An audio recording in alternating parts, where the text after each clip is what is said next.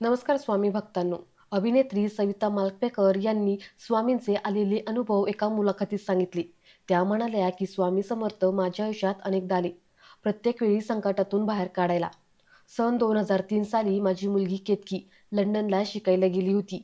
एक दिवशी मी स्वामींच्या मठात बसले. ऑक्टोबर महिन्यातली गोष्ट आहे. मला स्वामींनी हिंट दिली की खूप काहीतरी घडणार आहे, विचित्र. पण ते आपण म्हणतो ना की असेल काहीतरी, असं काही होणार नाही. स्वामी पाठीशी आहेत तर काय होणार आहे? आणि 13 ऑक्टोबर 2003ला आदल्या दिवशी रात्री माझी मुलगी आणि मी आम्ही बोललो. मला तेव्हा डबल टायफॉईड झाला होता. मला शुगर असल्यामुळं तिला ती काळजी. ती म्हणाली की आई काळजी घे, औषधं घे, ताप येतोय ना तुला? आणि दुसऱ्या दिवशी आपल्याकडच्या 1:30 वाजता लंडनहून फोन आला. तुमची मुलगी कोमात गेली आहे, व्हेंटिलेटरवर आहे. मला काय करावं सुचेना. त्यावेळेस मी स्वामींचा धावा केला आणि त्यानंतर जे काही घडलं ते ऐकून अक्षरशः डोळ्यात पाणी येईल. स्वामी भक्तांनो, तुम्हाला जर सविता मालपेकर यांना स्वामींचा काय काय अनुभव आला आहे तो ऐकायचा असेल तर खाली दिलेल्या लिंकवरती क्लिक करा.